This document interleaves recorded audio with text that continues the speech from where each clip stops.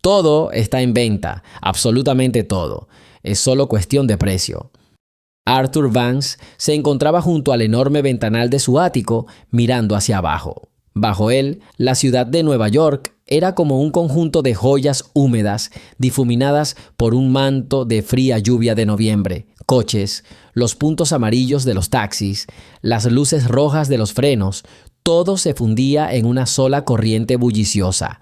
Millones de personas se arremolinaban allí abajo y cada una de ellas, en opinión de Arthur, no era más que una colección de deseos y miedos que podían comprarse y venderse. Tomó un sorbo de whisky. Tenía 50 años y valía más que el salario de un año para la mayoría de los que ahora estaban empapados bajo la lluvia. Arthur no podía saborearlo. Hacía tiempo que no sentía nada más que un aburrimiento y un desprecio sordos e innatos. Había triunfado en esta vida. Lo había ganado todo con dinero, poder, respeto, mujeres, lujo. Pero con él llegó la certeza de que todo tiene un precio. La lealtad, el amor, la amistad. Había visto con qué facilidad se convertían en polvo ante el brillo del oro. Su antiguo socio, antaño su mejor amigo, lo había vendido por una participación en la empresa. Su último amor se había ido con un competidor que le ofreció un yate más grande. Todo el mundo está en venta. Esta era su ley de vida, la única en la que creía. Sonó el teléfono del escritorio. Su asistente, el anónimo y eficiente David. Señor, los documentos de fusión están listos para su firma. Déjalo sobre la mesa. Lo miraré más tarde, dijo Arthur, sin apartar la vista de la ventana. Y una cosa más, señor. Le recuerdo que mañana tiene una cena benéfica a favor de... Cancela, interrumpió Arthur. Transfiérele $100,000. Que se atraganten. Hubo una pausa respetuosa en la línea. Como usted diga, señor. Arthur colgó. Hipocresía. Un grupo de ricos con ropa cara comiendo porciones diminutas por una fortuna para sentirse bien. Los conocía a todos y sabía el valor de cada uno. Algo allá abajo, en la esquina de la calle 57, le llamó la atención. No era un cartel luminoso, ni un accidente, solo una pequeña figura bajo el toldo de una tienda. Un niño de unos 10 años, empapado. Arthur frunció el ceño. Otro mendigo, a punto de empezar a pedir limosna a los transeúntes, intentando despertar su compasión. Una nimiedad. Pero el chico no pidió dinero. Estaba en cuclillas frente a una anciana encorvada que intentaba protegerse de la lluvia, haciendo algo con sus zapatos. Arthur tomó unos potentes binoculares de la mesa que usó para vigilar a los halcones que anidaban en un rascacielos cercano. La imagen se aclaró en los prismáticos. La anciana tenía un zapato roto, con la suela casi desprendida y salpicando agua con avidez. Un chico, moreno, delgado, vestido solo con una chaqueta fina, se concentraba en pegar la suela al zapato con cinta adhesiva. Esa misma cinta gris reforzada, debía de haberla encontrado por la calle. No miraba a los transeúntes, no buscaba compasión. Estaba completamente absorto en su tarea. La anciana sacudía la cabeza y le decía algo, pero él solo sonrió y continuó envolviendo cuidadosamente la bota, vuelta por vuelta. Cuando terminó, levantó la cabeza y dijo algo sobre... «David, ¿me oyes?» La voz de Arthur Vance era aguda y seca, como el chasquido de una ramita. Tamborileaba con impaciencia sobre la superficie pulida de su escritorio, con la mirada fija en la pantalla en blanco. «Estoy esperando». «Sí, señor». «Un momento», dijo la voz por el altavoz. «El sistema está activado. He habilitado el seguimiento 24/7 de su tarjeta. Cualquier transacción o intento de uso se mostrará inmediatamente en su monitor. Ubicación, importe y nombre del comercio». «Necesito más, David. Necesito ver». «Entiendo, señor. He activado el recurso. Una vez usada la tarjeta, enviaremos una solicitud al equipo de seguridad de la tienda y accederemos a sus grabaciones. Tardará unos minutos después de cada compra, pero podrá verlo todo». «Está bien, mantente en contacto y no se lo digas a nadie». «Por supuesto, señor». Arthur desconectó la conexión y se recostó en su silla. La noche se alargó dolorosamente, no durmió. Dormir le parecía un lujo innecesario, una pérdida de tiempo. Esperó la confirmación de que tenía razón. Esperó a que el nombre de una juguetería, una sala de videojuegos o una tienda de dulces apareciera en la pantalla. Imaginó a este niño, Jacob, con ojos febriles y brillantes, recogiendo de los estantes todo lo que jamás se había atrevido a soñar. Esto sería natural, esto sería correcto. Esto devolvería el mundo a su marco familiar para Arthur, donde todo tenía un precio. Se sirvió otro whisky. El hielo tintineó suavemente contra el cristal. Afuera, el amanecer teñía perezosamente el cielo de un gris sucio. La ciudad despertaba, y con ella, el hambre del pequeño pilluelo despertaría. Pasaron varias horas. Arthur estaba empezando a perder la paciencia cuando finalmente apareció la primera línea en la pantalla. Transacción aprobada. Sí. Monto $286.40. Ubicación, farmacia, 24 horas, Hope, Broadway. Arthur arqueó una ceja sorprendido. Una farmacia. Una elección extraña. Quizás el chico estaba enfermo o estaba comprando vitaminas caras. O más probablemente, simplemente no se dio cuenta de las opciones y empezó con poco. David dijo por el micrófono de la mesa: «Tengo un primer grado». «Farmacia, dame una foto». «Ya estoy trabajando, señor.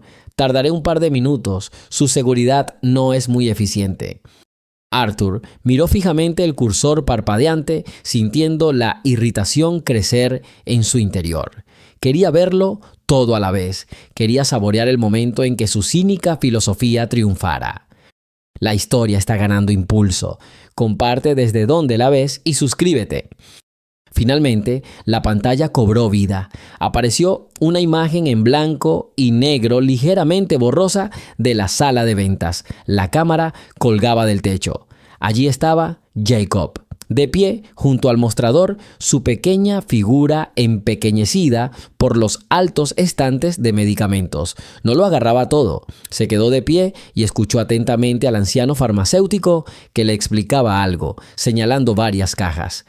Arthur amplió la imagen. El chico asintió con atención. Ya había varios artículos en el mostrador frente a él. Un paquete grande de toallitas antisépticas, un rollo de vendas anchas, ungüento para quemaduras y moretones y varios paquetes de analgésicos y antipiréticos. Nada de vitaminas infantiles con forma de dinosaurio. Nada de suplementos nutricionales caros. Solo los suministros de primeros auxilios más sencillos y esenciales. Jacob le preguntó algo a la farmacéutica y ella hizo una pausa, luego añadió un pequeño frasco de agua oxigenada a sus compras. Entonces el chico le entregó una tarjeta de plástico negra. La mujer miró la tarjeta con incredulidad, luego al chico, luego de nuevo a la tarjeta. Era evidente que dudó. Jacob dijo algo más e incluso a través de la estática, su voz no denotaba miedo ni adulación. Solo había una serena dignidad. La farmacéutica se encogió de hombros y pasó la tarjeta por la terminal. El niño guardó cuidadosamente todas las compras en una bolsa fina. Le dio las gracias cortésmente y se fue. Arthur permaneció sentado en completo silencio. Era extraño, ilógico. No encontraba explicación. Quizás estaba revendiendo medicamentos. Tonterías. Con una tarjeta ilimitada no tenía sentido. ¿Y entonces qué? Antes de que pudiera pensar en ello, la pantalla parpadeó nuevamente. Transacción aprobada. Monto $491.12. Ubicación: supermercado, City Food, 24 horas. ¿Y ley? «Aquí está», murmuró Arthur. «Está a punto de empezar». La farmacia fue solo el preludio. Tamborileaba con los dedos con impaciencia, esperando a que se reprodujera el video. Esta vez, David fue más rápido. La pantalla mostraba un supermercado enorme y bien iluminado. Había muchas cámaras y David encontró rápidamente la que necesitaba. Jacob empujaba un carrito que le llegaba casi al pecho. pero no se dirigía al pasillo de dulces, repleto de chocolate y pasteles. No se detuvo en los relucientes refrigeradores llenos de refrescos. Pasó junto a los estantes de papas fritas y palomitas. Su camino lo llevó directo a la sección de pan. Tomó varias hogazas del pan blanco más sencillo. Luego pasó a los mostradores de carnes y quesos, donde pasó un buen rato eligiendo, mirando las etiquetas de precios, a pesar de que podía permitírselo todo. Tomó varios paquetes grandes de jamón barato y el queso más básico. Arthur se inclinó hacia la pantalla, con una profunda confusión arrugándole la frente. ¿Qué estaba pasando? ¿Por qué necesitaba tanto pan y fiambre? Y aún había más. El chico se dirigió con confianza a la sección de bebidas y cargó 2 cajas grandes de agua embotellada en el carrito. Luego se dio la vuelta y empujó el carrito en una dirección completamente inesperada, hacia la sección de artículos para el hogar y ropa. David, aumenta ese sector, ordenó Arthur, sintiendo un escalofrío recorrerle la espalda. La imagen ampliada mostraba a Jacob seleccionando cuidadosamente calcetines abrigados. Tomó los paquetes, los examinó y eligió los más gruesos de lana. Tomó varios pares de calcetines grandes de hombre y algunos de mujer. Junto a ellos, tomó varios pares de guantes de trabajo gruesos. Pero eso no fue todo. Su mirada se posó en un estante donde había mantas envueltas en celofán, lisas, de color azul oscuro, hechas de una tela gruesa y áspera. Tomó una y tras dudar, colocó la segunda en el carrito. El carrito ya estaba casi lleno. Arthur miró la pantalla en silencio. No podía asimilar la imagen. Un niño con acceso a fondos ilimitados para comprar pan, agua, calcetines y mantas. Parecía más una misión humanitaria que el sueño de un niño cumplido. En la caja, el chico volvió a sorprender a todos. Colocó sus artículos en la cinta transportadora y, mientras el cajero los escaneaba, comenzó a separarlos cuidadosamente en bolsas grandes y resistentes. Pan con pan, carne con queso, agua aparte. Llevaba las mantas en las manos. Pagó de nuevo con tarjeta negra, atrayendo la mirada de sorpresa del cajero, recogió sus compras y, encorvado por su peso, salió de la tienda. «David», dijo Arthur con voz ronca, «rastrearlo. ¿A dónde fue?» «Va a pie, señor. Se dirige al este, hacia las zonas industriales junto al río». Un mapa de la ciudad con un pequeño punto parpadeante apareció en la pantalla. El punto se deslizaba lentamente por las calles, alejándose de las brillantes luces del centro, de las tiendas y los rascacielos. Se dirigía hacia donde la ciudad revelaba su verdadera y fea cara, un laberinto de almacenes abandonados y callejones. Arthur no apartó la vista de ese punto. Se había olvidado del whisky, de los documentos, de todo su mundo. Para él, solo existía ese pequeño punto en el mapa y la pregunta que revoloteaba en su mente como un pájaro atrapado. ¿Por qué? El punto se detuvo. Se congeló en medio de un punto gris marcado en el mapa como urbanización no residencial. «David, necesito ver qué hay ahí». «Es difícil, señor. Casi no hay cámaras allí». «No me importa cómo lo hagas. Usa un satélite, un dron, soborna a cualquiera. Tengo que verlo». Pasaron 10, quizá 15 minutos de agonía. Arthur permaneció de pie junto a la pantalla, apretando los puños. Por fin apareció la imagen. Era granulada, filmada desde lejos, probablemente desde una cámara en la azotea de un edificio cercano, pero se podía distinguir lo que estaba sucediendo. Era un callejón sucio y lleno de basura entre 2 muros de ladrillo. A la tenue luz de una farola solitaria se veían varias figuras acurrucadas alrededor de cubos de basura, intentando escapar del viento cortante. Un anciano, encorvado por la tos, estaba envuelto en trapos. Una joven, casi adolescente, estaba sentada en el suelo, con los brazos alrededor de las rodillas y la cara hundida en ellas. Un par de figuras más, en sombras, se encontraban un poco más lejos. Y en ese rincón miserable y olvidado por Dios entró Jacob. Dejó las pesadas bolsas en el suelo y todas las miradas se posaron en él, pero no había agresividad en ellas, solo una cansada anticipación. Arthur observaba, conteniendo la respiración. Lo que sucedió a continuación destrozó su mundo hasta los cimientos. El niño no se limitó a repartir comida. Se comportó como un organizador experimentado. Primero se acercó al anciano que tosía. «Señor Henderson», dijo. Su voz se oía incluso por encima del ruido del viento en el micrófono de la cámara. «¿Cómo está su brazo?» Sacó toallitas antisépticas y vendas del botiquín. Con cuidado, pero con firmeza, desenvolvió el paño sucio del brazo del anciano, dejando al descubierto una herida supurante. Arthur observó cómo el chico limpiaba la herida con cuidado, aplicaba ungüento y la vendaba con una venda limpia y apretada. Luego le entregó al anciano 2 pastillas y una botella de agua. «Bebe esto, es para la fiebre». Luego se volvió hacia los demás, sacó pan, queso y jamón y empezó a preparar sándwiches rápida y metódicamente sobre un cartón limpio. Los hizo idénticos, asegurándose de que todos recibieran la misma cantidad. Repartió comida y agua. La gente comió en silencio, con avidez, pero a la vez con cierta dignidad. Entonces Jacob se acercó a la niña temblorosa.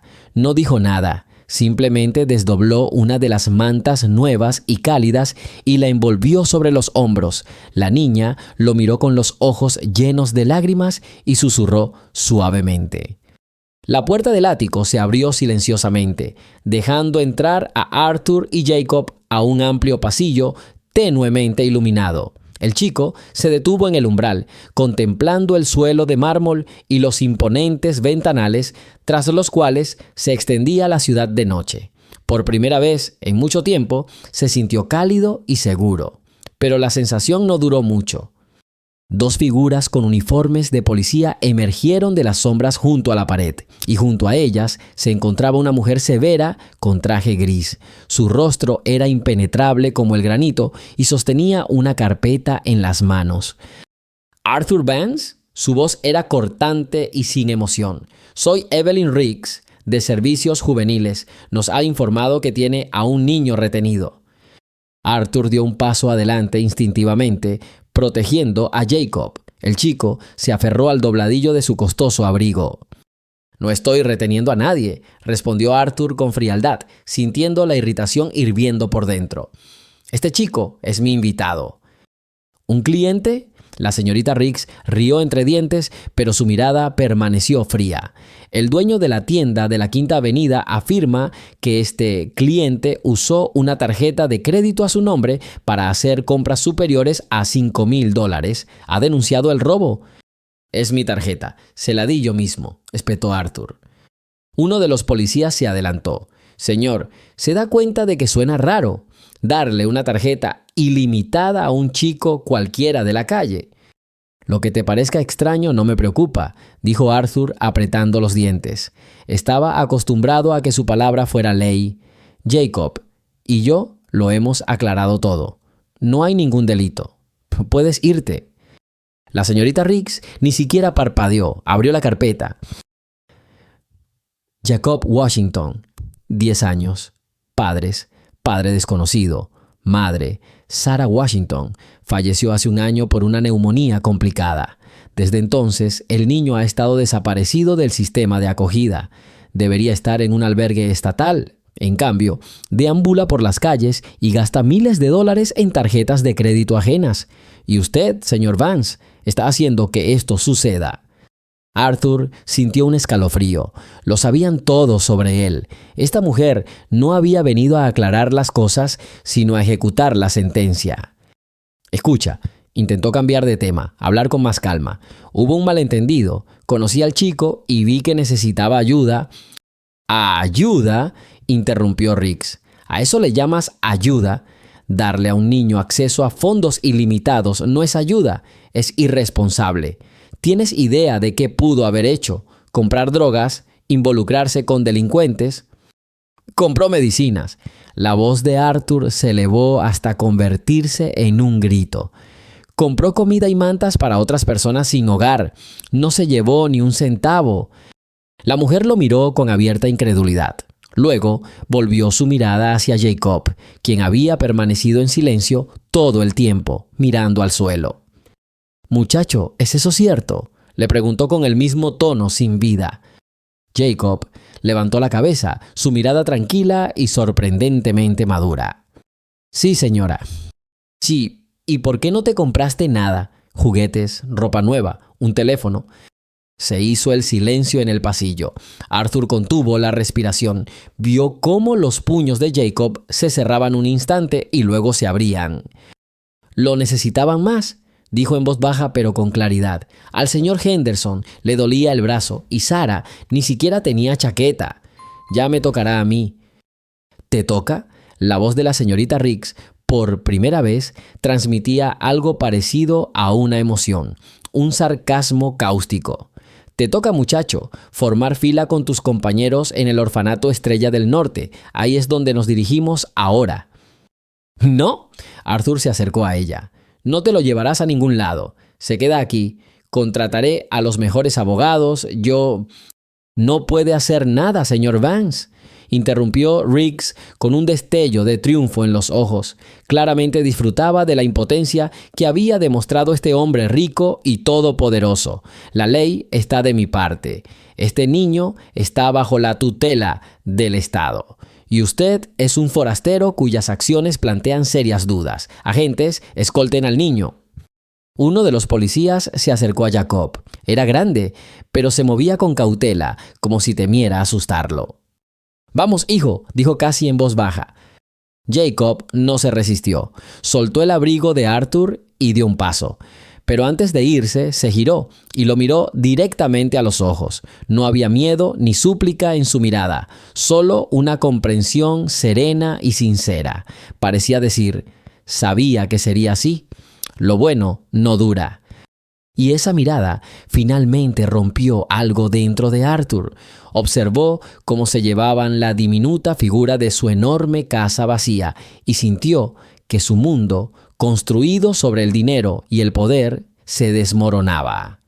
La puerta se cerró de golpe. La señorita Riggs tomó nota en su carpeta. «Nos pondremos en contacto con usted para obtener una declaración oficial, señor Vance. Le aconsejo que no tome ninguna medida. Solo empeorará su situación y perjudicará al niño». Ella se dio la vuelta y se alejó, dejando a Arthur solo en medio del pasillo. Durante varios minutos permaneció inmóvil, mirando la puerta cerrada. El silencio era ensordecedor. Por primera vez en años se sentía no solo, sino completamente vacío. Este chico, al que conocía desde hacía menos de un día, había llenado su vida de un significado que no había sentido en décadas, y ahora se lo habían llevado. La ira llegó de repente como una oleada de furia. No era la frustración habitual de un trato que salió mal. Era la furia primaria y ardiente de un hombre al que le han robado algo verdaderamente valioso.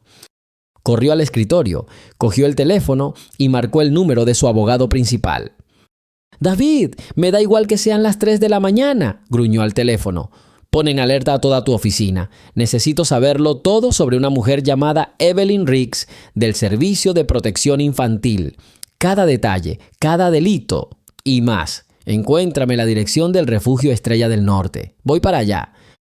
«Arthur, esto es irrazonable», dijo una voz soñolienta al otro lado de la línea. «No puedes irrumpir en una agencia gubernamental. Danos tiempo, presentaremos una solicitud oficial». «No tengo tiempo», gritó Arthur y colgó. No esperó al conductor. Tomó las llaves de uno de sus coches y bajó él mismo al garaje subterráneo. 10 minutos después, un deportivo negro circulaba a toda velocidad por las calles vacías de la noche, llevándolo lejos de un mundo de lujo y comodidad, a una parte de la ciudad cuya existencia antes había preferido ignorar. El orfanato Estrella del Norte resultó ser un lúgubre edificio de ladrillo gris de 4 pisos, rodeado por una alta valla rematada con alambre de púas. Las tenues farolas iluminaban las ventanas enrejadas. El lugar parecía más una prisión que un hogar infantil. Arthur frenó bruscamente en la puerta, salió del coche y se acercó al intercomunicador. apretó el botón. «Estoy aquí para ver a Jacob Washington», dijo por el altavoz. Después de una larga pausa, se escuchó la voz chirriante del sereno. «El horario de recepción es de 9 a 11 de la mañana. Váyase». «No lo entiendes». La voz de Arthur resonó con fuerza. «Abre la puerta. Inmediatamente». Dije, «Vete o llamaré a la policía». Se perdió la conexión. Arthur golpeó la puerta metálica con el puño. Él, el hombre para quien cualquier puerta se abría, se quedó de pie ante la puerta oxidada, indefenso. Miró a través de los barrotes. En algún lugar, allá afuera, en una de esas habitaciones oscuras, estaba Jacob, solo, asustado. Recordó las palabras del niño. «Mi turno llegará». Number. Arthur apretó los dientes. Le había llegado su turno. El turno de Arthur Vance. Ya no permitiría que el sistema lo desmoralizara. Lo traería de vuelta, incluso si eso significaba destruir este sistema podrido hasta sus cimientos. Regresó al coche y volvió a marcar el número del abogado. «David». Su voz ahora sonaba completamente tranquila, pero esa calma denotaba amenaza. «Olvídate de todo lo que dije. No necesito información sobre Riggs. Quiero la custodia. Temporal, permanente, lo que sea. Quiero adoptar a este niño. Haz lo que sea necesario. Usa cualquier dinero. Soborna, persuade, amenaza. Me da igual.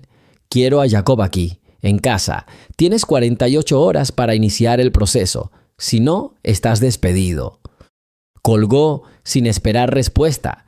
Al contemplar el sombrío orfanato, Arthur Vance comprendió por primera vez en su vida que algunas cosas no se compran, solo se ganan, y estaba listo para comenzar su mayor batalla. «Nos enterró, Arthur». La voz de David al teléfono sonaba impasible, como si estuviera leyendo una cotización bursátil. El informe de Evelyn Riggs tiene 11 páginas. Cada línea es un clavo en el ataúd de nuestras posibilidades de obtener la custodia temporal. Arthur Vance estaba junto a la ventana de su oficina. La mañana de Nueva York se extendía más allá del cristal, pero no podía verla. El edificio gris del orfanato se alzaba ante sus ojos. «Lee», ordenó. David suspiró. El sujeto, Jacob Washington, muestra signos de negligencia y es propenso a la manipulación. Su historia sobre la caridad no resiste el escrutinio y probablemente sea una tapadera memorizada para beneficio propio. Rápidamente estableció una buena relación con el señor Vance, un hombre adinerado, lo que indica motivos egoístas. Se recomienda que limite el contacto con el señor Vance para evitar más influencias negativas y la formación de un vínculo poco saludable. Hay mucho más parecido a esto. Ella lo pinta como un estafador de poca monta y a usted como un rico ingenuo engañado. «Es mentira», espetó Arthur. En el tribunal de familia, Arthur, la verdad es la que consta en el informe oficial. Y la señorita Riggs es funcionaria. Su palabra vale más que tu fortuna. El juez verá a un hombre soltero sin familia y a un niño de la calle. Sacará sus propias conclusiones. ¿Qué me sugieres? Actuaremos conforme a las normas, presentaremos una petición, solicitaremos una evaluación psicológica para el niño, para ti. Tomará semanas, quizás meses. Construiremos nuestro caso poco a poco. Probaremos tu credibilidad. ¿Meses? Arthur se apartó de la ventana. «No durará ni una semana aquí. Encuentra la manera. Necesito acceso a él. Citas ya. Puedo intentar concertar una cita oficial y supervisada, pero recuerda que cada palabra y cada gesto quedarán grabados y podrían usarse en tu contra. Hazlo». La sala de visitas del refugio era pequeña y sofocante. Las paredes estaban pintadas de un verde enfermizo y el aire olía a lejía y desesperación. Una mesa destartalada y 3 sillas se alzaban en el centro de la habitación. Una mujer de unos 50 años, con el rostro serio, ya estaba sentada en una de ellas, sosteniendo un bloc de notas. La observadora. La puerta se abrió y Jacob entró. Vestía una túnica gris holgada que le quedaba grande. Parecía más pequeño de lo que Arthur recordaba. El chico no lo miró. Tenía la mirada fija en el suelo. «Jacob», dijo Arthur en voz baja. El chico levantó la cabeza. No había en sus ojos el brillo ni la curiosidad que tanto había impresionado a Arthur en su primer encuentro. Solo cansancio. Se sentó en silencio en la silla de enfrente. «Tienes 30 minutos», dijo la guardia con indiferencia. Arthur no sabía qué decir. Cada palabra que había preparado parecía falsa y fuera de lugar en aquella habitación miserable. «¿Cómo estás?», preguntó finalmente. Jacob se encogió de hombros. «Está bien aquí», dijo en voz baja. «Está sufriendo acoso». El chico se encogió de hombros otra vez. El movimiento decía más que cualquier palabra. «Te sacaré de aquí», dijo Arthur con firmeza, inclinándose hacia adelante. «Lo prometo». Jacob lo miró directamente a los ojos por primera vez. Algo parecido a la esperanza brilló en su mirada, pero se extinguió rápidamente. «No es necesario prometer nada, señor Vance». «¿Por qué?» «Las promesas son para los que tienen el mañana». La mujer de la mesa anotó rápidamente algo en su cuaderno. Arthur se dio cuenta de que estaba perdiendo. No podía conectar con el chico. No allí, no así. «Volveré», dijo cuando se acabó el tiempo. Jacob no respondió. Simplemente se levantó y caminó hacia la puerta sin mirar atrás. Al regresar a su reluciente ático, Arthur se sintió sucio. El olor del orfanato parecía haberse impregnado en su costoso traje. Se dirigió a la barra y se sirvió un whisky. «David», dijo por teléfono, «no habrá plan B, vamos a la ofensiva. Necesito al mejor investigador privado de la ciudad, no a un ex policía retirado y aburrido. Necesito a un depredador, alguien que pueda investigar a fondo y no tenga miedo de ensuciarse las manos. El dinero no es problema». 2 horas después, un hombre llamado Mike Corrigan estaba sentado en su oficina.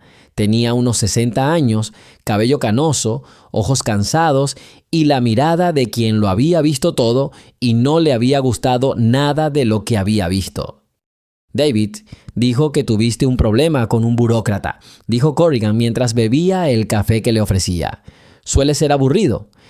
«Este problema es tener encerrada a una niña que me importa», respondió Arthur. «Evelyn Riggs, servicios infantiles. Quiero saberlo todo sobre ella. Dónde vive, qué come, con quién se acuesta, todos sus hábitos, todas sus debilidades, cada secreto que esconde». Corrigan miró a Arthur con una mirada larga y evaluadora. «Será caro y podría ser muy desagradable». «Ya lo dije, el dinero no importa, y en cuanto a los problemas, ya estoy acostumbrado». «De acuerdo», dijo Corrigan, dejando la taza. «Dame 48 horas, tendrás su biografía más detallada que la de su propia madre». La siguiente reunión tuvo lugar 3 días después. Arthur llegó preparado. Traía consigo un pequeño tablero de ajedrez de viaje. «¿Sabes jugar?», le preguntó a Jacob mientras volvían a sentarse a la mesa, observados por la misma mujer indiferente. Jacob asintió. «Mi madre me enseñó». Arthur colocó las piezas. «¿Blancas?». Empezaron a jugar. La guardia los miró con desconcierto, pero no dijo nada. El ajedrez no era un juego sucio.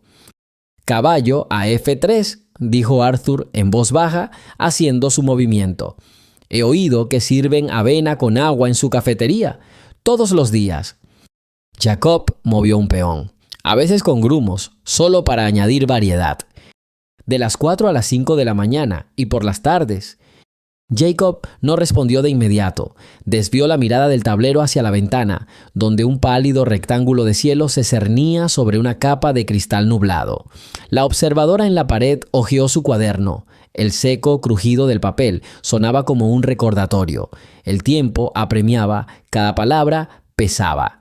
El chico volvió a centrarse en las piezas, moviendo un peón con tanto cuidado, como si tocara el dolor ajeno. «Depende», dijo, «depende de quién esté de turno hoy y de cuántas placas queden intactas». Movió su caballo y lo ajustó exactamente al centro de la jaula. pedantemente, como un adulto, como suelen hacer aquellos a quienes a menudo corrigen. A veces nos leen, añadió, pero es poco frecuente. Nuestros libros son viejos, algunos sin tapas. La señora Hill pone un marcapáginas en la página equivocada y relee el mismo pasaje cada vez, como si todo a su alrededor estuviera atascado. Arthur tomó el elefante, lo pesó con sus dedos y decidió cuánto era una solución y cuánto una excusa. ¿A quién leen? Sobre el chico que vivía debajo de las escaleras, dijo Jacob, sonriendo levemente pero sin alegría. No tenemos escaleras, tenemos un pasillo que huele a repollo hervido y lejía. También leímos sobre un capitán que llega a casa y nadie lo reconoce. La señora Hill lloró tanto que nos quedamos callados para no interrumpir. Es una buena chica, solo está cansada. La gente cansada es más amable, siempre que le queden fuerzas. Bajó sus dedos hacia la reina, sin moverlos, solo tocándolos, como si quisiera comprobar si una taza aún está caliente. Pero eso, dijo, es si tenemos suerte. El observador levantó la vista, entrecerrando los ojos, como si comprobara si intentaba manipular algo. Arthur captó su mirada, asintió brevemente y regresó al tablero. El ajedrez les proporcionaba un lenguaje neutral, piezas como palabras protectoras, movimientos como tijeras, capaces de extraer las frases adecuadas del silencio. ¿Y si tengo mala suerte?, preguntó. Luego tenemos tiempo de silencio, solo por la noche. Curioso, ¿verdad? Jacob se encogió de hombros. Todos están cansados por la noche, incluso los que deberían estar vigilando, porque después del día viene el periódico y después del periódico viene la ira. Los periódicos no escuchan cuando hay muchos. Avanzó su peón una casilla, una jugada modesta, pero significativa, tanteando sin revelarse. ¿Te refieres a los documentos?, preguntó Arthur. La señorita Riggs dice documentación. Le gustan las palabras largas, dijo el observador con la mirada, pero no con la voz. El niño lo captó y se corrigió. Documentos, sí, siempre hay más que personas. Arthur se apuntó esta frase, más que la gente, una fórmula conveniente para un mundo donde el papel es a la vez escudo y garrote. ¿Hay alguien que haga que las tardes sean normales?, preguntó. ¿Algún miembro del personal? ¿Normal?, pensó Jacob. Por la noche, lo único normal es la luz de la puerta, cuando no parpadea. Pero ahí está el señor Alonso. Nos trae té en un termo, aunque no nos dejan. El asa de la tetera está envuelta en cinta adhesiva, pero aún la sostiene con la mano izquierda porque la derecha no puede doblarla después de trabajar en la obra. Pone el termo sobre el radiador para mantenerlo caliente y dice que es el océano y que somos barcos, nadamos del radiador a las camas y de vuelta. Y hasta que el océano se enfríe, podemos sentarnos uno al lado del otro y hablar en susurros. Entonces es normal. ¿De qué estás hablando? Cosas que no caben en un bolsillo, respondió Jacob. ¿Sobre quién puede hacer qué? Sam puede doblar aviones que vuelan por la habitación si no chocan contra una pared. Kira puede atarse los cordones de los zapatos con una mano. Puedo recordar el orden de las puertas. Eso nos vendrá bien si se va la luz. También hablamos de qué pasaría si una estrella chocara de repente contra la ventana. Y que... Entonces sabremos que la ventana tampoco es eterna, es solo que nadie la ha abierto con la llave correcta todavía. Movió su alfil en diagonal, cruzando la casilla oscura como si estuviera tachando una frase y se acercó al centro. Arturo respondió con su caballo y este golpeó ligeramente el tablero con su casco, de madera, sólido, fiable.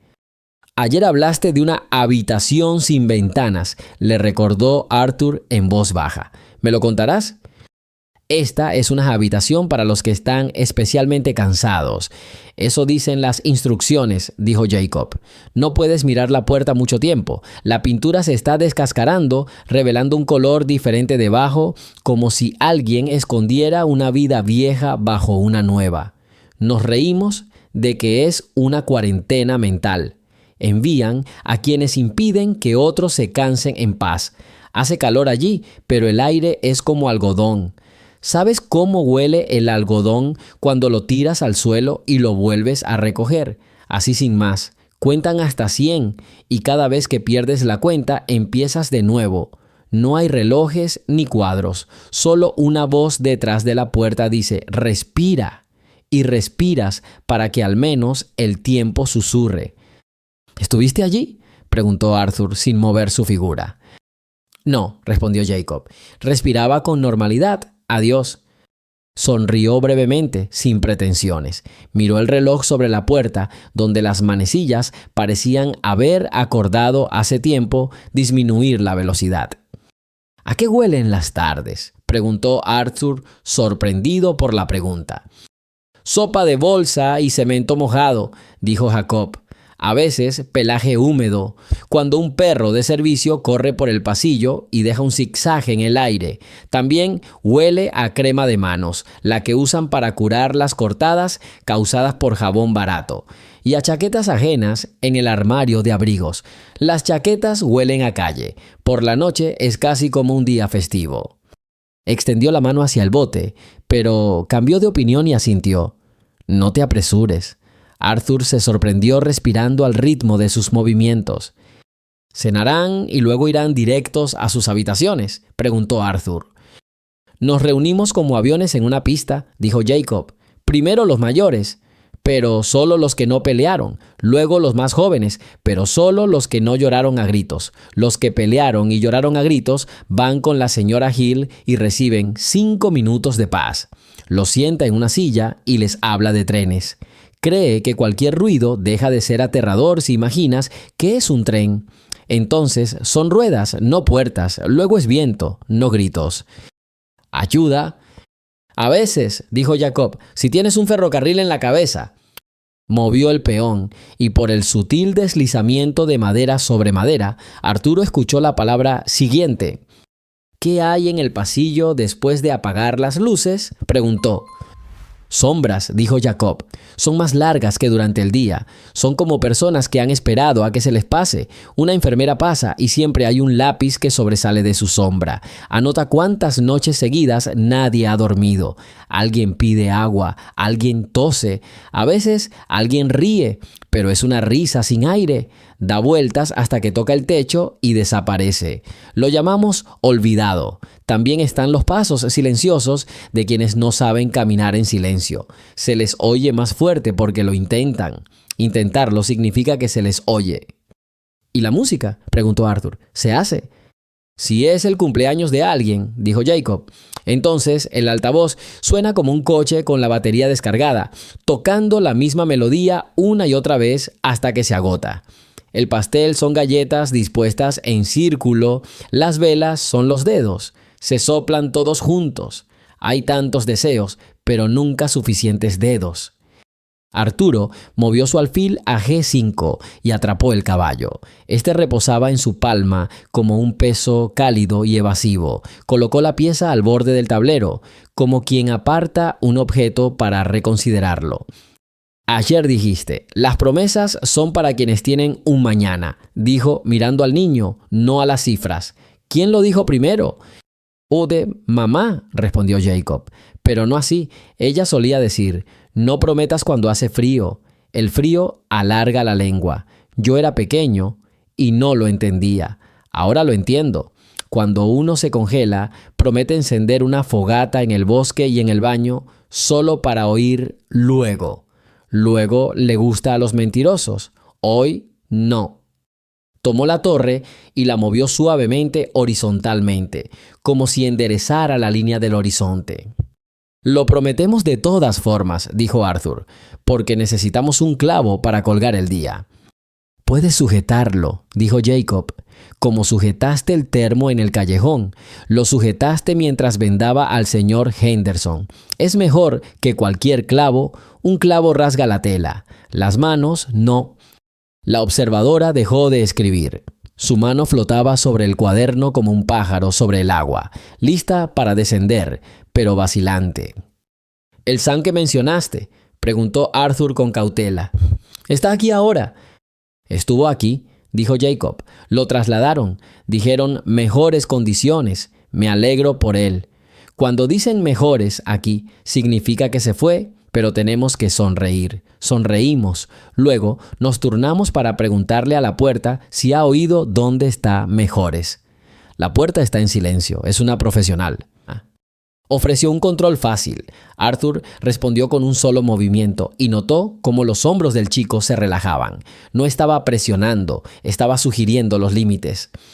Se juega como se habla, dijo Arthur. No se presiona, se decepciona. Así es más fácil oír un no, dijo Jacob. No es una palabra útil. Es como un botiquín de primeros auxilios, pequeño, pero cuando lo necesitas es una pena que esté vacío. Se quedó en silencio, escuchando algo tras la puerta. Un suave chasquido. Unos zapatos resbalaron sobre el linóleo. Una ventana en algún lugar del pasillo se cerró, el aire se agitó brevemente y luego se calmó. A veces, por las tardes, viene un voluntario y nos enseña a jugar al futbolín, dijo como si retomase el hilo. El fútbol de verdad es cuando has aprendido a caer. El futbolín es cuando has aprendido a levantarte sin golpear las tablas. Prefiero esto último. El primero tiene demasiadas lesiones que no se incluyen en el botiquín. ¿Tienes miedo de lesionarte?, preguntó Arthur. Me dan miedo los que creen que son disciplina, dijo Jacob. Lo que se rompe no se vuelve más obediente, se vuelve más tranquilo. Son cosas diferentes, pero es fácil confundirlas cuando tienes prisa por llegar a casa. Movió el peón y miró su reloj. El observador también miró, pero no dijo nada. El silencio en la sala se hizo tenso, como un hilo en un carrete a punto de dar su última vuelta. «Cuando te acuestas por la noche», preguntó Arthur, «¿en qué piensas?» «Sobre el orden de los días», dijo Jacob. «Me gusta saber qué viene después. El lunes huele a trapo mojado, el martes a pastillas para la tos, el miércoles a cuadernos con nombres ajenos en las portadas porque nos los dieron. El jueves huele a chaquetas, el viernes a voces alzadas. El sábado es como si el mundo tuviera una habitación contigua, pero no nos dejan entrar. El domingo huele a vacío, y eso es mejor que el repollo». «¿Pones una alarma en tu cabeza?», preguntó Arthur. «Tengo suerte con mi memoria», dijo Jacob. «Recuerdo el orden de las cosas y las voces. La voz de la señorita Riggs tiene un clic antes de la palabra social. La señora Hill tiene un suspiro antes de todo estará bien. El señor Alonso tiene una pausa entre chicos y hoy, como un puente que se puede cruzar cuando se tiene miedo. Hay una sombra en la palabra más tarde, pero ayer era más pequeña». «¿Menos?». «Sí», dijo. «Es como si el entonces se hubiera vuelto más cercano a la hora para ti. Eso hace que la gente sea real». Por alguna razón, la mirada de Arthur se desvió hacia sus propias manos. Sus nudillos parecían llevar las marcas del trabajo ajeno, las cicatrices de decisiones, las quemaduras de acuerdos apresurados. Regresó la palma a la mesa y se encontró con la mirada de Jacob, sin seguro, sin garantía. «¿Quieres que vaya a tu casa por las tardes?», preguntó, sintiendo que la pregunta sonaba demasiado simple para lo que implicaba. «Quiero que la noche tenga un sonido reconocible», dijo Jacob. «El tuyo es el sonido de las llaves. Suenan diferente a las de los guardias. No puedes ocultar el sonido. Eso está bien». Llevó su caballo hasta donde cubría la debilidad del peón, un movimiento que no fue ruidoso, pero que tuvo consecuencias duraderas. «Cuando nos dejan entrar al patio», continuó, «se puede ver el cielo. Si lo observas lo suficiente, parece que las nubes se desplazan hacia donde hace más calor. Discutimos si se desplazan o si son arrastradas. Yo digo que se desplazan, si no, les costaría mucho mantener su forma». «¿Te mantienes en forma?», preguntó Arthur. «Mantengo todo ordenado», dijo Jacob. «Las reglas vendrán cuando haya alguien que lave. Esto no es broma. La gente se mantiene unida cuando tiene a alguien que sabe lavar. Las manchas no son una desgracia, son como un mapa. Puedes ver dónde has estado, pero a veces solo quieres borrón y cuenta nueva». Miró a la observadora. Estaba escribiendo de nuevo, pero más lentamente, y la pluma dejaba líneas cortas y precisas. No acusaciones, sino declaraciones. «¿Quieres pedir algo?», preguntó Arthur en voz baja. No una promesa, una cosa, una acción. Dos cosas, dijo Jacob. Primero, si es posible, trae una revista de ajedrez. No las que tienen problemas, sino las que explican por qué hicieron la jugada. Me interesa cómo los adultos explican sus errores cuando tenían la opción. Segundo, no digas, todo va a estar bien. Di, voy y ven. Arthur asintió. Una revista está bien. Las palabras, aún más. No, una cosa más, añadió Jacob tras una pausa. Si te dicen que soy manipulador, no discutas. Diles que soy estratega. La manipulación es cuando quieres lo que quieres. La estrategia es cuando todos tienen las manos en el agua. Lo recordaré, dijo Arturo. Acercó al rey al centro, un gesto poco obvio para los espectadores, pero sincero para el grupo. Hay suficiente agua para todos. Si no bebes por miedo, respondió Jacob, el miedo bebe más que la sed. Un cesto de ropa sucia crujió afuera, alguien lo empujó y las ruedas tocaron el umbral. La observadora levantó la cabeza, miró hacia la puerta y luego volvió a bajar la vista a su cuaderno. El tiempo, como siempre, hacía su trabajo sin pedir permiso. Cuando está oscuro, dijo Arthur, cuento los semáforos en las ventanas de enfrente. Verde significa que están dormidos, amarillo significa que buscan un cargador, rojo significa que creen que están despiertos. Ayuda, cada uno tiene su manera. Tenemos una lámpara en el pasillo que parpadea sola, dijo Jacob. Si la ves parpadear, puedes captar el ritmo y se siente como si también tuvieras una lámpara dentro, solo que más estable. El señor Alonso lo llama sincronización. Me gusta esa palabra. Es corta, pero tiene mucho de nosotros. ¿Quieres nosotros?, preguntó Arthur. Quiero un nosotros que no se esconda, dijo Jacob. Aquí es donde se esconde el nosotros para que nadie lo tome. Es tranquilo, es correcto, pero está cansado. No quiero que nosotros esté cansado. Quiero que nosotros nos sentemos en la cocina a discutir si hay que echarle sal al agua antes o después de que hierva. Ese es nosotros. Arthur sintió un nudo en la garganta. Tosió con suavidad, tapándose el puño, como si se ajustara una corbata que no llevaba puesta. Tenemos suficiente agua, dijo, y sal. Discutiremos largo y tendido. De acuerdo, dijo Jacob. Una discusión es cuando ambos tienen cucharas. Es justo. Movió su reina una casilla y miró a la observadora. Ella dejó el bolígrafo, cruzó las líneas en la página y dijo: 5 minutos más. 5 minutos. A veces, una vida entera cabe en 5 minutos. Arthur asintió, como un piloto antes de despegar, cuando ya está todo decidido, pero su corazón sigue latiendo con fuerza. Entonces, 2 preguntas, dijo. Primera, ¿qué habría pasado si te hubieran dado unas tijeras en lugar de un mapa? Recortaría un mapa de una caja para hacer un mapa, respondió Jacob. Un mapa se trata del camino, las tijeras se tratan de la forma. Una forma sin camino es como cartón. Segundo, ¿qué quieres escuchar esta noche? Jacob miró hacia la ventana, donde la tela gris mate del atardecer colgaba ahora en lugar de luz. El crujido de una bolsa, dijo. No debería haber nada en la bolsa para mí, solo calcetines calentitos para los que tengan los pies mojados y un libro sin tapa. Me gustan los libros sin tapa, son como personas sin traje, se les ve la letra. ¡Ya!, añadió de repente, casi con cariño, como si ofreciera un caramelo. Arturo se llevó al rey sin discutir y sintió que dominaba un nuevo lenguaje, el lenguaje de los movimientos cortos que cambian el paisaje a largas distancias. Tiempo, recordó el observador, con más suavidad que la última vez.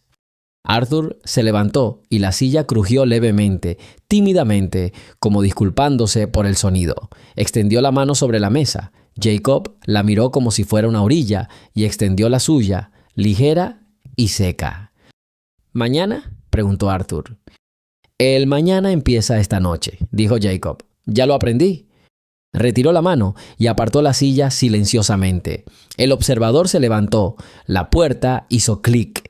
Antes de irse, el chico volvió la vista no a Arthur, sino al tablero. Observó las piezas como si quisiera memorizarlas, como quien memoriza la posición de las estrellas antes de una tormenta. Arthur permaneció sentado un segundo más, no más. No se permitió demorarse más de lo debido, no porque temiera las reglas, sino porque estaba decidido a cumplirlas, a ganar no el partido, sino el campo. Hacía más frío en el pasillo.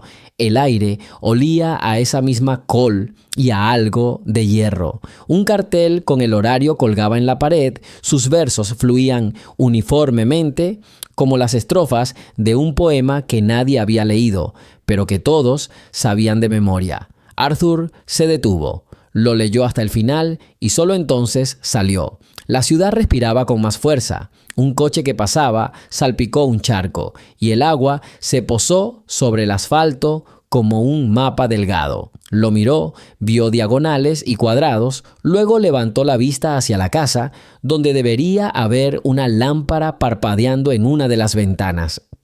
No se prometió a sí mismo que todo estaría bien. Simplemente sacó su teléfono y marcó un número. Busca una suscripción a revistas de ajedrez, dijo. Necesitamos libros de análisis de ajedrez, no de problemas, y calcetines, muchos, gruesos, de niños y adultos. Mételos en una bolsa silenciosa, hoy mismo. Colgó, subió al coche y le indicó al conductor que no se moviera. Necesitaba oír la respiración de la ciudad. Notó el sonido y comprendió cómo quería que sonara la noche dentro. Por primera vez en muchos años no tenía prisa. La velada debía empezar puntualmente. Por las noches miramos el techo. Los que tienen más imaginación ven estrellas. Yo todavía no puedo. Peón en D5. Arthur hizo otro movimiento. Comprendió que este juego era su única forma de comunicarse. Cada pieza del tablero era una palabra. Cada movimiento, una frase. Hablaron del frío en las habitaciones, de un niño llamado Sam al que le habían robado el libro, de que el agua caliente solo llegaba los martes. Elefante en el cuarto. Necesitaba esta conversación, Jacob, para entender. ¿Entender qué? Jacob levantó la vista del tablero. Que no solo quiero sacarte de aquí, tengo que hacerlo. En este punto, Jacob realizó un movimiento inesperado, poniendo en riesgo a su reina. «Listo», dijo en voz baja. Arthur miró el tablero, luego al chico. Lo entendió. No era solo una jugada, era un grito de auxilio. No solo estaba perdiendo en el tablero. «Se acabó el tiempo», anunció el director. Cuando Arthur se fue, Jacob le susurró. «Tienen una habitación en el cuarto piso. Envían allí a quienes se portan mal. No hay ventanas». La llamada telefónica de Corrigan llegó tarde en la noche. «Encontré algo», dijo el detective con voz satisfecha. «Nuestra señorita Riggs no es tan sencilla. Forma parte del consejo directivo de un orfanato privado, refugio seguro, una institución muy cara y de élite. Oficialmente es una operación voluntaria». «¿Y qué?», preguntó Arthur con impaciencia. Y lo cierto es que en los últimos 2 años, varios niños de orfanatos estatales, bajo su supervisión, han sido transferidos a este refugio seguro. Niños de familias muy adineradas que acabaron en el sistema debido a los problemas de sus padres. Y tras su traslado, Refugio Seguro recibió cuantiosas donaciones anónimas. Arthur se quedó paralizado. Un patrón empezó a surgir. ¿Vende niños?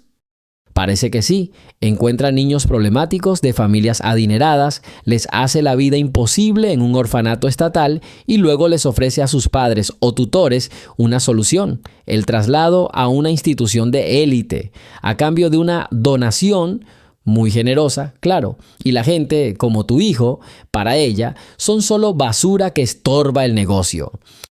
¿Pruebas?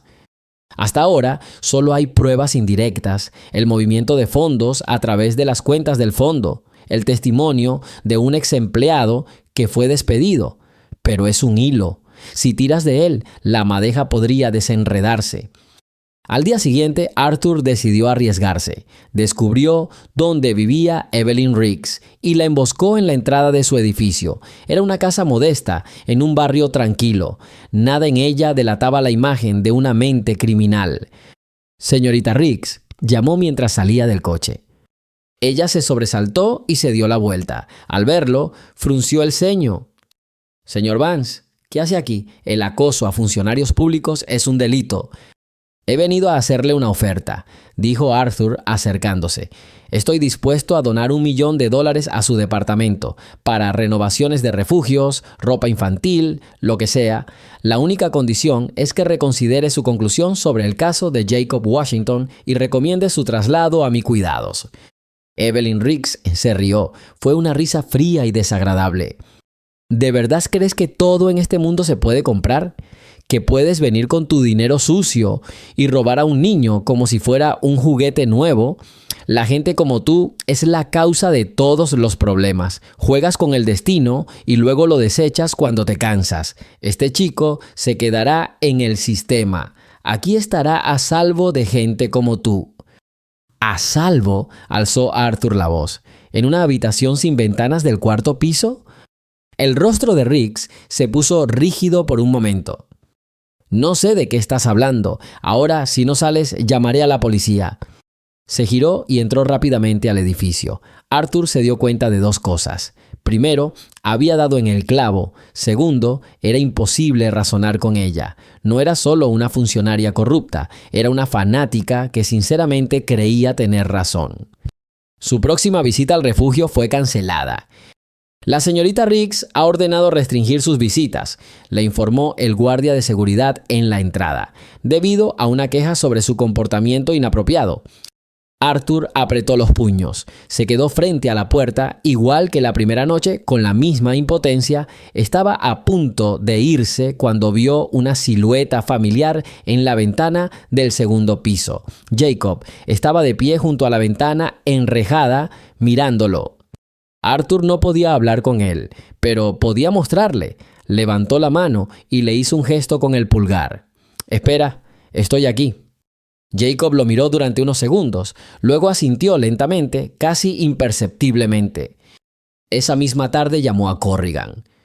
«Mike, necesito todo lo que tienes, ahora mismo, y necesito que encuentres a los padres de esos niños que fueron transferidos a refugio seguro. Encuentra a los que estén dispuestos a hablar». «Tendrán miedo, Vance. Riggs podría arruinarles la vida. Díganles que los protegeré. Díganles que tienen un aliado con más recursos que todo el servicio de protección infantil combinado». 3 días después, una gruesa carpeta yacía sobre el escritorio de Arthur. Contenía extractos bancarios, copias de órdenes de transferencia y, lo más importante, declaraciones escritas de 2 familias que confirmaban haber pagado enormes sumas para trasladar a sus hijos del infierno de un orfanato estatal a Safe Haven por la insistente recomendación de la señora Riggs. Fue una bomba. Arthur organizó otra reunión, esta vez a través de David, amenazando con emprender acciones legales por violar sus derechos. Le concedieron el permiso a regañadientes. Trajo de nuevo el ajedrez. «Creo que este será el último partido», le dijo a Jacob mientras colocaba las piezas. «¿Por qué?», preguntó el niño sin apartar la mirada del tablero. «Porque pronto jugaremos en casa, en un tablero de verdad, y podrás ver estrellas de verdad, no grietas en el techo». Jacob lo miró y la misma luz que Arthur había visto el primer día regresó a sus ojos. «¿Estás diciendo la verdad? Nunca he sido tan serio en mi vida. Esta vez no hablaron del refugio, hablaron del futuro. ¿De qué habitación elegiría Jacob? De tener un perro, de que Arthur le enseñara a montar en bicicleta, algo que no había aprendido desde niño. Conspiraron como conspiradores ante las narices del desprevenido director. Cuando Arthur se iba, Jacob lo llamó. «Señor Vance».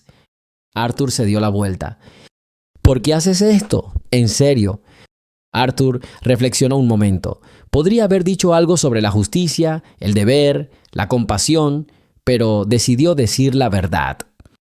porque aquella noche, cuando te di mi mapa, creí saberlo todo sobre el mundo, y me demostraste que no sé nada.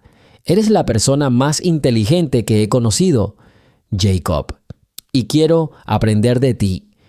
Por primera vez en mucho tiempo, una leve sonrisa apareció en el rostro del niño. De regreso a la oficina, Arthur le entregó la carpeta de Corrigan a David. Envíen esto a la fiscalía, de forma anónima, y adjunten una copia a nuestra solicitud de tutela. Que el juez vea con quién estamos tratando. David hojeó los documentos arqueando las cejas. Arthur, esto lo cambiará todo. No es solo una batalla por la custodia, es una guerra. Lo sé, respondió Arthur con calma, y pienso ganarlo. Un día después sonó el teléfono. Arthur, soy David. La voz del abogado sonaba tensa. Tenemos una audiencia programada. En una semana, la jueza Hargrove, la llaman la Dama de Hierro, quiere llegar al fondo de este caso ella misma. Prepárate, esta será tu mayor batalla. Arthur colgó. Miró el tablero de ajedrez sobre su escritorio. Recordó su última partida con Jacob. Había perdido, pero ahora, en la vida real, sentía que tenía todas las piezas que necesitaba y estaba listo para hacer su jugada. Su señoría, nos reunimos aquí no para hablar de tutela, sino del peligroso capricho de un multimillonario que ha decidido que la vida humana es una mercancía que se puede comprar. El fiscal, el señor Graham, habló con una voz serena y fría como el acero. Se encontraba frente al alto estrado, donde se sentaba la jueza Margaret Hargrove. Su rostro era inescrutable, su mirada penetrante. Arthur se sentó en la mesa de la defensa junto a su abogado, David. Sintió que se le tensaban los hombros. A pocos metros, en la mesa del demandante, estaba sentada la señora Riggs, con el rostro inundado de justa indignación. Jacob no estaba en la sala. La jueza había decidido interrogarlo por separado si lo consideraba necesario. El señor Vance, un hombre de una riqueza inimaginable, continuó Graham, paseándose lentamente por la fonda habitación, encuentra a un niño en la calle y en lugar de llamar a las autoridades competentes, como haría cualquier ciudadano sensato, organiza un cruel experimento social. Le da al niño de 10 años una tarjeta de crédito con saldo ilimitado. ¿Qué es esto sino un intento de demostrar su cínica teoría del mundo? ¿Qué es esto sino un juguete con el alma vulnerable de un niño? David tosió silenciosamente. Me opongo, señoría. El fiscal está sacando conclusiones sobre las intenciones de mi cliente. Se admite la objeción, dijo el juez Hargrove con imparcialidad. Señor Graham, cíñase a los hechos. Los hechos son estos. Graham se giró para encarar al juez. Arthur Vance es un recluso. No tiene conexiones sociales, ni familia, ni amigos. Y de repente decide ser padre. ¿Por qué? ¿Porque el niño pasó la prueba? ¿Porque resultó ser diferente? Eso no justifica una tutela. Es motivo de preocupación. Solicitamos al tribunal que deniegue la petición del señor Vance y coloque a Jacob Washington bajo custodia estatal completa, a la espera de su colocación con una familia de acogida. Una familia, no una jaula dorada. Graham se sentó. El silencio invadió la habitación. Señor Davis, su primer testigo, dijo el juez. La defensa llama a la señorita Evelyn Riggs, anunció David. La señorita Riggs caminó con confianza hacia el estrado de los testigos y prestó juramento sobre la Biblia. Señorita Riggs, comenzó David acercándose a ella. Lleva más de 20 años trabajando en bienestar infantil, ¿verdad? 22 años, corrigió orgullosa. Hongo, una trayectoria destacada. ¿Se considera un experto en bienestar infantil? He dedicado mi vida a esto. ¿Y crees que Jacob Washington estaría mejor en un refugio estatal que con el señor Vance? Totalmente. El señor Vance es inestable. Lo que hizo con la tarjeta de crédito fue el colmo de la irresponsabilidad. El niño necesita estructura, un entorno normal, no los caprichos de un rico excéntrico. En el refugio recibirá el cuidado que necesita y estará esperando una verdadera familia. ¿Te refieres al orfanato San Judas? ¿Aquel donde dejaste a Jacob? Sí, es una institución autorizada. Con licencia, repitió David, cogiendo una carpeta de la mesa. Dígame, señorita Riggs, ¿le suena el nombre Safe Haven? La cara de la señorita Riggs se crispó por un momento. Es un refugio privado, uno muy bueno. Diría que es muy caro. Solo van allí niños de familias adineradas o con arreglos especiales. Dime, ¿cuántos niños del orfanato St. Jude han sido trasladados a Quet Haven durante el último año por recomendación tuya? No recuerdo los números exactos. Te ayudaré. 14.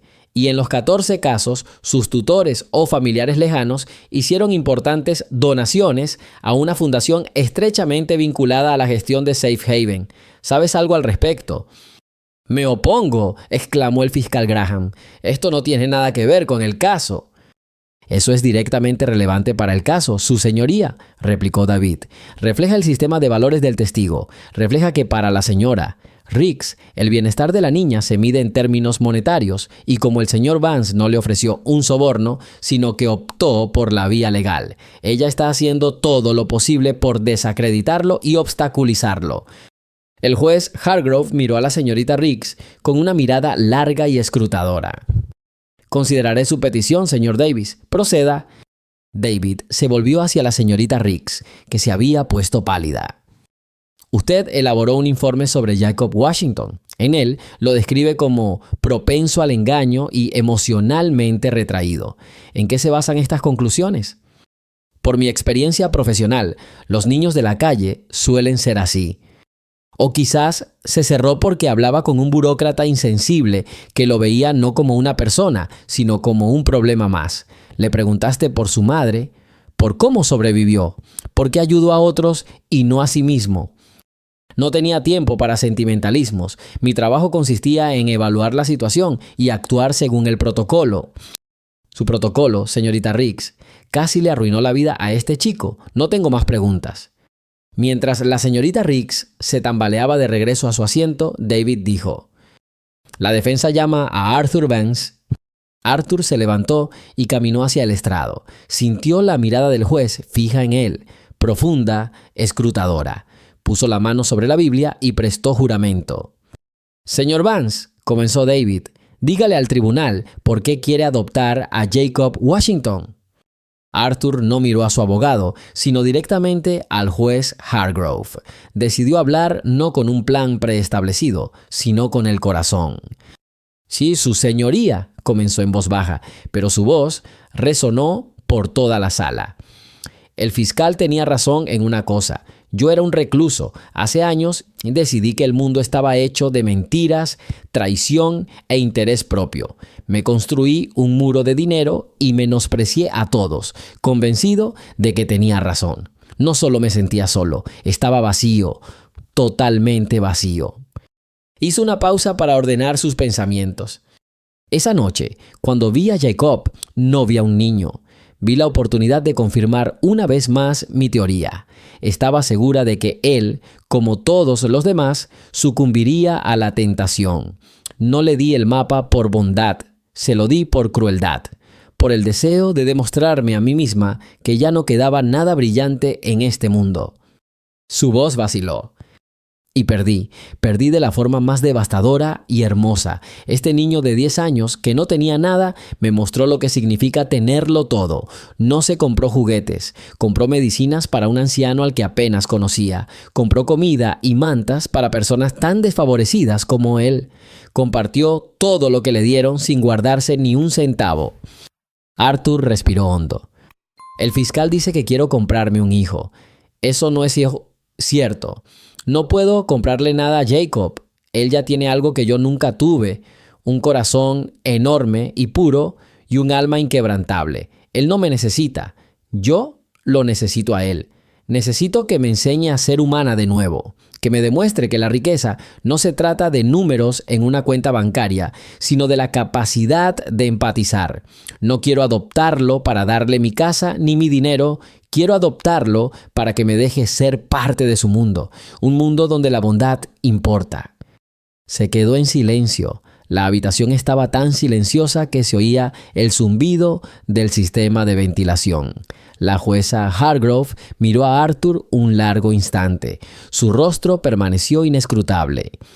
«Señor Graham, su interrogatorio», dijo finalmente. El fiscal se puso de pie. «Un discurso muy conmovedor, señor Vance. Lo ensayó durante mucho tiempo». «Esto no es un discurso, es la verdad». «¿En serio? ¿Es cierto que no has hablado con tu familia en más de 15 años? ¿Que despediste a tu mejor amigo por un solo error? ¿Que tu nombre en el mundo empresarial es sinónimo de crueldad? ¿Cómo puede una persona así criar a un hijo? ¿Qué le enseñarás? ¿A cerrar tratos y arruinar a la competencia?» «Le enseñaré todo lo que sé», respondió Arthur con calma, «y dejaré que él me enseñe todo lo que no sé. Yo era como dices, era. Jacob cambió eso». ¿Un niño cambió a un cínico de 45 años en cuestión de días? ¿Le estás pidiendo al tribunal que crea un cuento de hadas? Pido al tribunal que crea en un hecho, que una personita puede tener más sabiduría y honor que todo un ejército de adultos. Graham resopló. «No tengo más preguntas para este narrador». Arthur regresó a su asiento. David le puso una mano tranquilizadora en el hombro. La jueza Hargrove golpeó su mazo. «La sala levantará la sesión durante 15 minutos. Después me gustaría hablar con Jacob Washington. La conversación tendrá lugar en mi oficina. Solo estarán presentes los abogados». A Arthur se le encogió el corazón. Todo se estaba decidiendo. En una habitación pequeña, sin él. Todo dependía de lo que dijera el chico. Cuando se reanudó la audiencia, el juez parecía pensativo. «Hablé con Jacob», anunció, mirando a su alrededor. «Le hice muchas preguntas sobre su vida en la calle, sobre su madre, sobre el señor Vance». Respondió con sencillez y honestidad. Ella miró los papeles que tenía delante. Al final de nuestra conversación, le pregunté qué era lo que más deseaba en el mundo. ¿Sabes lo que me dijo? No pidió una casa, ni juguetes, ni ropa nueva. Sacó del bolsillo un recibo de supermercado viejo y arrugado. El juez levantó un trozo de papel. «Es un cheque por $187 con 45 centavos. Me dijo, «Toma». Esto es lo que quería. Le pregunté a qué se refería y me explicó. Explicó que las vendas y el antiséptico eran para el señor Henderson, un veterano con los pies doloridos. El pan y el queso eran para todos, porque no habían comido en 2 días. Y los calcetines abrigados eran para Sara, una niña, porque había llegado al pueblo solo con sandalias. La jueza Hargrove se quitó las gafas y miró directamente a la señora Riggs, quien se encogió bajo su mirada.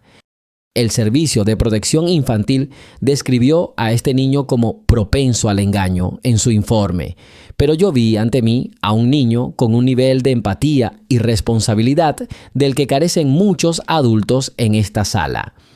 Luego volvió su mirada hacia Arthur y luego dijo algo más. Dijo: «El señor Vance se siente muy solo. Es como si hubiera olvidado cómo ser feliz. Creo que puedo ayudarlo. Puedo enseñarle a ser feliz de nuevo, si me lo permite». Algo cálido brilló en los ojos de la dama de hierro. En mi larga carrera he escuchado muchos argumentos a favor de la tutela. He oído hablar de estabilidad financiera, buenas escuelas, casas grandes, pero esta es la primera vez que oigo a un niño querer ser adoptado para salvar a un adulto. Ella cogió un martillo. La familia no se trata de lazos de sangre ni de estatus social. Es un lugar donde te necesitan, donde te aceptan tal como eres y te ayudan a ser una mejor persona. El tribunal no ve ningún obstáculo para que el señor Arthur Vance y Jacob Washington formen una familia. Ella golpeó el martillo. El sonido fue ensordecedor. Se concede la petición de tutela en su totalidad. La audiencia es a puerta cerrada. Arthur se quedó paralizado. No podía creer lo que oía. David le apretó el hombro con una amplia sonrisa. El fiscal Graham y la señorita Riggs recogieron sus papeles en silencio, sin levantar la vista. La puerta de la sala se abrió y el alguacil hizo pasar a Jacob. El chico buscó a Arthur con la mirada. Sus miradas se cruzaron. No había triunfo en los ojos de Jacob, solo una pregunta silenciosa. Arthur se levantó lentamente, caminó hacia él y se arrodilló para estar a su altura. No sabía qué decir. Todas las palabras parecían superfluas. ¿Nos vamos a casa?, preguntó simplemente. Jacob asintió, y entonces, por primera vez en todo este tiempo, hizo algo que nunca había hecho. Dio un paso adelante y abrazó a Arthur, fuerte, con ambos brazos. Y Arthur, olvidándose del tribunal, del juez, de su pasado, le devolvió el abrazo. Cerró los ojos y se dio cuenta de que el vacío interior por fin comenzaba a llenarse. El silencio en el coche era denso, casi tangible. David conducía con suavidad, mirando de vez en cuando a sus pasajeros por el retrovisor. Arthur permanecía erguido, mirando por la ventana los rascacielos que pasaban, pero sin verlos. A su lado, en el enorme asiento de cuero, estaba Jacob. Él también guardaba silencio, aferrado a la pequeña mochila que le habían dado en el orfanato. Era lo único que tenía. ¿Tienes hambre?, preguntó finalmente Arthur, rompiendo el silencio. Su voz sonaba inusualmente ronca. Jacob giró la cabeza hacia él. «Oh, un poco. Podemos ir a cualquier restaurante que quieras, cualquiera que te guste. Italiano, francés, hay un sitio que sirve filetes que...» «¿Puedo comer solo macarrones con queso?», interrumpió el niño en voz baja. Arthur se quedó callado. Estaba dispuesto a comprarle un restaurante entero, pero Jacob pedía el plato más sencillo del mundo. «Claro», respondió Arthur con un alivio evidente en la voz. «Claro que puedes. Le pediré a la señora Davis que cocine. Es una cocinera excelente». Mientras subían en ascensor al ático, Jacob se detuvo en el umbral. Había estado allí una vez, pero había sido un lugar extraño y aterrador. Ahora se suponía que era su hogar. «Pasa», dijo Arthur suavemente, poniéndole una mano en el hombro. «Ahora vives aquí». Condujo al niño por el pasillo, pasando por una enorme sala de estar con ventanas panorámicas. «Esta es tu habitación», dijo Arthur abriendo una de las puertas. La habitación era amplia y luminosa. Un escritorio estaba junto a la ventana. Los libros estaban ordenados en los estantes y en un rincón había una pelota de baloncesto y varias cajas de juguetes de construcción. Pero la cama estaba deshecha. Había varios juegos de sábanas encima, aún en su embalaje original. «No sabía cuál te gustaría», explicó Arthur con timidez. «El de los coches o solo el azul. Puedes elegir». Jacob entró lentamente en la habitación. No miró los juguetes ni los libros. Se acercó a la cama, rozó la suave manta con la mano y luego miró a Arthur. «Gracias». Había tanta sinceridad en esa simple palabra que a Arthur le costó un instante respirar. Simplemente asintió y salió, dejando al chico solo. Pasaron varios meses. El ático había cambiado. Atrás quedó la limpieza estéril. Una manta y un par de libros ahora siempre estaban sobre el sofá de la sala. Había zapatillas junto a la entrada, una enorme, talla 45, y otra pequeña que le crecía constantemente. Unos cuantos dibujos toscos, pero vibrantes colgaban del refrigerador. Arthur también había cambiado. Usaba menos traje, sonreía más y aprendió a escuchar. Sus conversaciones telefónicas ahora giraban en torno a otras cosas, además de las cotizaciones bursátiles. Sí, David, entiendo que es arriesgado», dijo por teléfono, de pie junto a la ventana. «Pero este no es un proyecto lucrativo. Compraremos todo el edificio y lo convertiremos no solo en un albergue, sino en un centro de apoyo, con médicos, psicólogos y cursos de reciclaje. No, el presupuesto no es negociable. Hay que hacerlo funcionar». Terminó la llamada y se dio la vuelta. Jacob estaba sentado a la mesa haciendo su tarea. «¿Está todo bien?», preguntó el niño mirándolo. «Más que eso», sonrió Arthur. «Por cierto, recibí una llamada hoy. La señorita Riggs ha sido suspendida. Se ha iniciado una investigación interna en todos los refugios bajo su jurisdicción». Jacob no dijo nada, solo asintió con gravedad. Nunca guardó rencor. «¿Y cómo está el señor Henderson?», preguntó. «Lo visité ayer. consiguió un bonito apartamento gracias al programa para veteranos. Dice que es la primera vez en 10 años que duerme en una cama de verdad y te manda saludos. Y también me pidió que te dijera que ya no le duelen las piernas. Esa noche se sentaron en el sofá a ver una vieja película en blanco y negro. Jacob la había elegido él mismo. Arthur se mostró escéptico al principio, pero luego quedó cautivado.